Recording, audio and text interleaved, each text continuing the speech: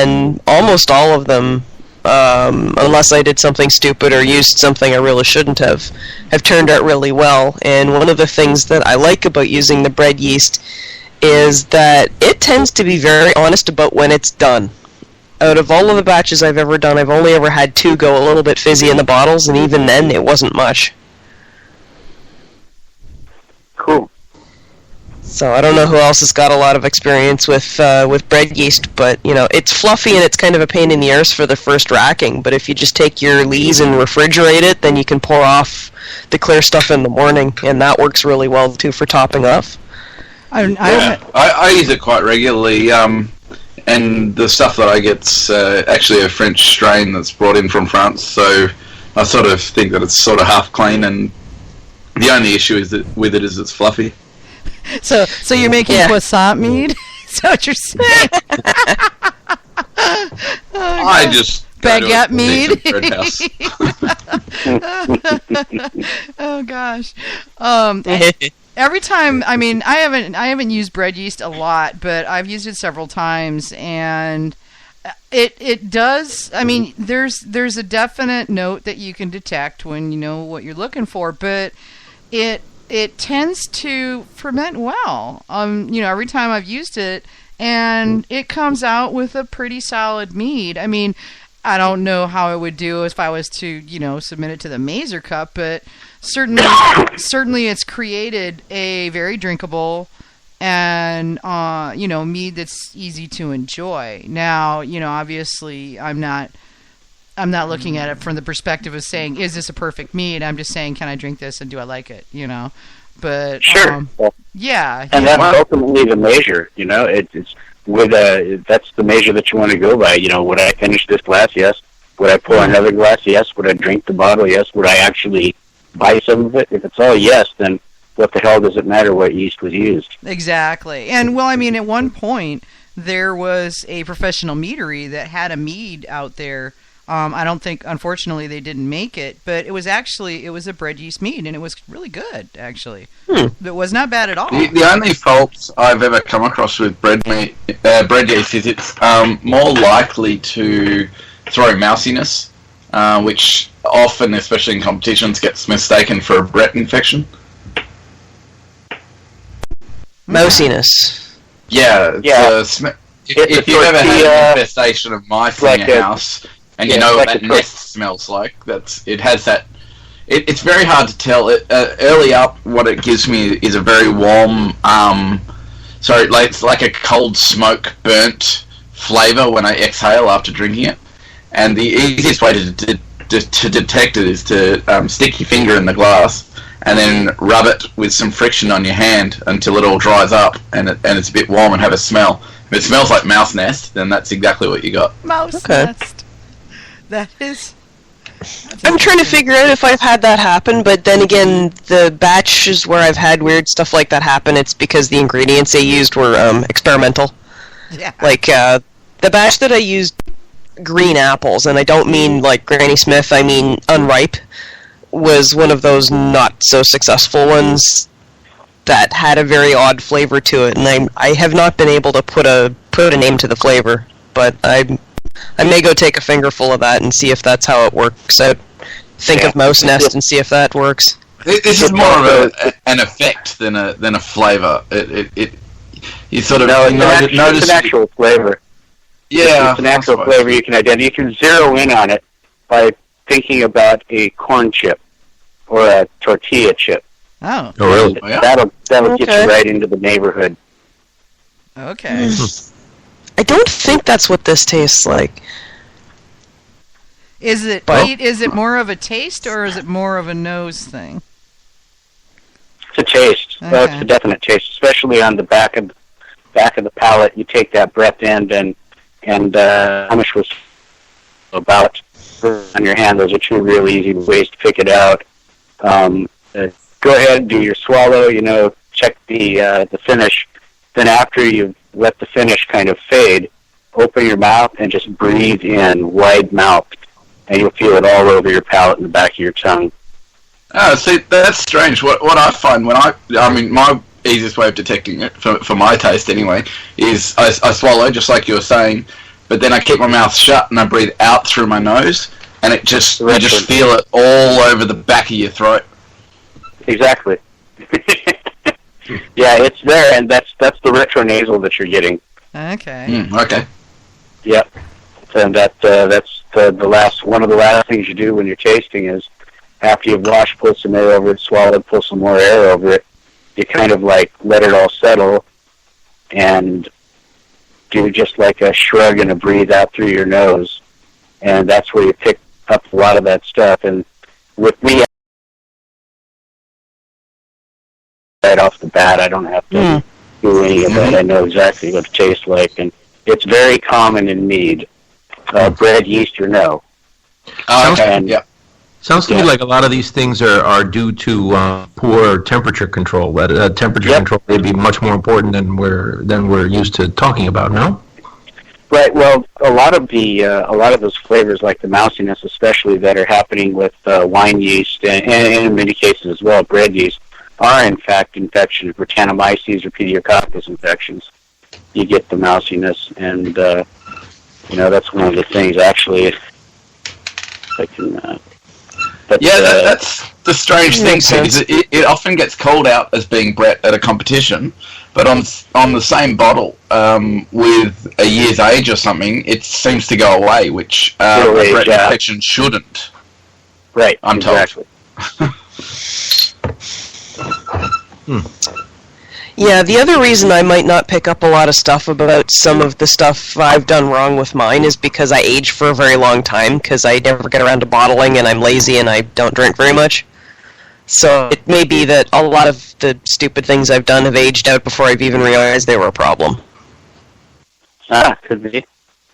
So, procrastination winning the day again.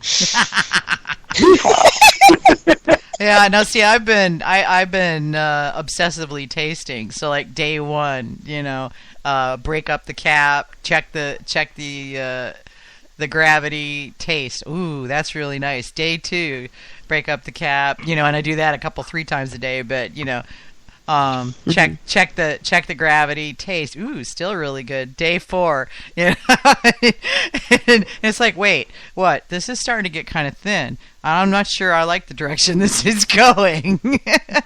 Day 6, wait, where the hell did the strawberries go? I hate when that Day happens. 7, oh no, I'm out of mead. I can't keep tasting it. Yeah, I know. Right? Yeah, exactly. Yeah, I know. It's like it's hilarious because I've got I've got my gallon jug of sanitizer that I keep there, and that's where I leave my stuff in there and re-rinse everything every time I do it. And it's just hilarious. So yeah. See, I'm off and on about tasting as I go, because there have been some things where, like, I've had some really terrible things in the middle of a fermentation, and it's just the way the fermentation went. It wasn't actually a problem, it was just the way it tasted. Yeah. And, once the fermentation progressed past it a little bit, it was fine. So, you sort of have to get a feel for what you need to watch for and what you need to deal with and what you need to just wait out. Oh, yeah, totally. And I've noticed that. When, you get later. Sometimes the wine's just being an ornery teenager. I was just going to say, sometimes it seems like the yeast go through this awkward adolescent stage while they're doing their thing, Right. Yeah.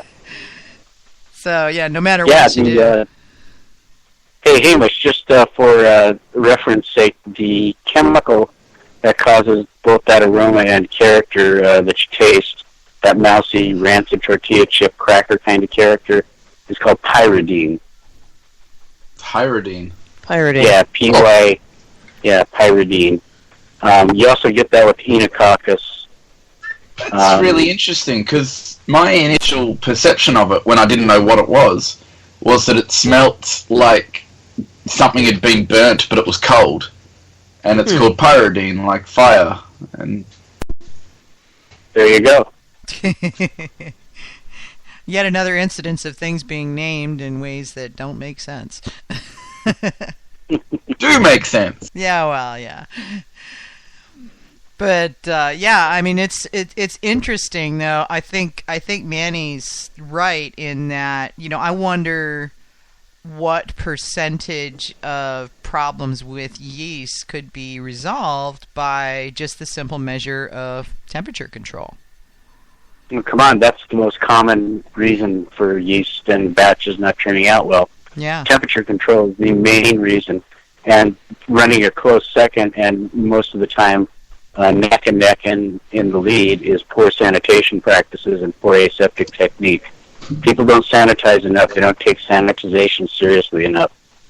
And that's what, most of these kind of weird flavors that you get are post-fermentation things that happen because the sanitization wasn't there. Right. Shoot, I spend the entire fermentation process with dried out, cracked up hands because I'm constantly dipping them in sanitizer and getting. Yeah, I hear ya.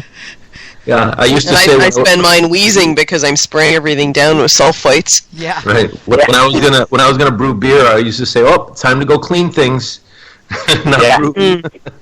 It was just cleaning, and that's it. It was more cleaning. 2 hours of cleaning, 15 minutes of brewing. Yep. Yeah. It's like bleach everything, then sanitize everything, then all the surfaces get bleached, and then sanitize the bucket, sanitize all the equipment, and then go, oh crap, I forgot that way, I gotta go sanitize that. Oh no, shit, now my hands are dirty. All right, I gotta start all over again. I actually just have a jar that my hands fit in that I dip my hands in every time I need to touch anything. Yeah, me too. It's just easier that way. I have a big wide mouth gallon jar that's my big sanitizing jar, and I just keep that full. The whole time. I'm actually lucky I can still fit my little mitts in a regular mason jar mouth. Yeah. Just. I just use, a lot of times, I just go ahead and wear surgical gloves. That way I can spray my hands down every time I use them. And, I toss them when I'm done, but I keep a bottle of sanitizer, spray sanitizer. I also use, and a lot of people don't do this, but this is because I went through as a microbiology major with a minor in chemistry, is I keep a little torch, and I flame the lip of the carboy when I'm inoculating. I flame it before I put my wine thief into it. I flame it after I've drawn the wine thief out. I flame it before I put the stopper in and all that. That's, one of the things, if you haven't had formalized laboratory training, that's one of the things that people don't get, is because, they haven't had that, and, that's standard practice, or it used to be standard practice when I was a laboratory technologist. It wasn't when I was doing it. Yeah. Then again, I wasn't in a... This is true, and I wasn't in a microbiology lab. I was in other kinds of labs, but that wasn't the standard procedure when I was doing it. But what I do is when I take the stopper with the airlock out, I dip it in my sulfite solution and then sit it in the lid of the container so that it's soaking in sulfites before I put it back in. And then if anything's touched the lip of the carboy, I give it a spray. And wipe if there's dust or anything I see. I wipe it off first before I take the thing out, and then spray it with. I just spray everything down with sulfites. I admit it. It's smart. Yeah, it's interesting to hear that you use a lot of bleach there, Vicky. I don't let bleach anywhere near my wine cellar. Oh no, it's not near the mead. This is before I ever start.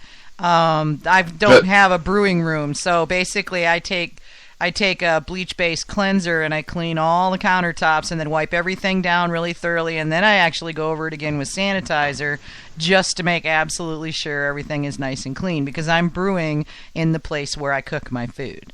So yeah, the only issue I have where I'll keep the bleach well away from anything brewing is cork taint, I think it's called. Or, I love how you use that word, but yeah. The fact that it can just do evil things, it's been a basic rule is never bring bleach anywhere near a brew. Oh yeah, no, it's nowhere near the corks, and by the time I get to that stage, that's happening in a different space anyway, so it's not that. But when I first start, I'm going back and forth to the kitchen sink. I have a stainless steel sink, so I scrub that puppy down good, and make sure that it's good and clean before I go put my carboys and equipment in there and everything to wash everything before I sanitize it, when I'm rinsing my buckets and everything. So, it's way before I ever get to the actual pitching part, and I've never had it get into anything yet, knock on wood, but, I'm also pretty careful about that, so... But it's not straight up. I'm not going in there with like a bucket of bleach. I've got a